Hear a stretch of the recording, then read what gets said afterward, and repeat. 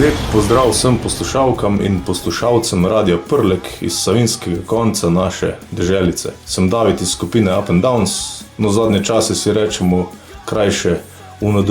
Rad bi vam predstavil naš novi singl, ki smo ga posneli po daljšem studijskem premoru. Pesem nosi naslov Južni veter. Namenoma smo glasbi dodali besedilo v srbskem jeziku. S tem smo želeli na svoj način podpreti srbske študente, ki se že več kot 4 mesece po cestah, ulicah, krajih in mestih na miren način borijo za boljšo in pravičnejšo domovino, ter ne nazadnje tudi svet. Pesem smo si zamislili kot skromen prispevek k vsemu, kar študenti počnejo. Hkrati je tudi miroljubno sporočilo ljudem po svetu, naj odprejo oči, spregovorijo in se zavzamejo za svoje pravice. S singlom Južni veter tako naznanjamo novo obdobje ustvarjalnosti benda UND.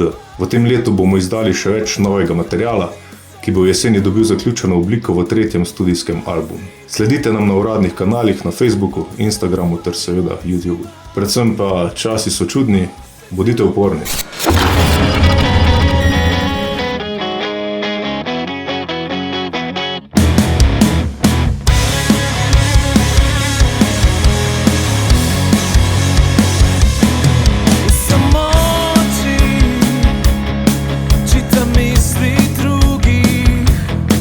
Tako lako damo, što nam je najbliže.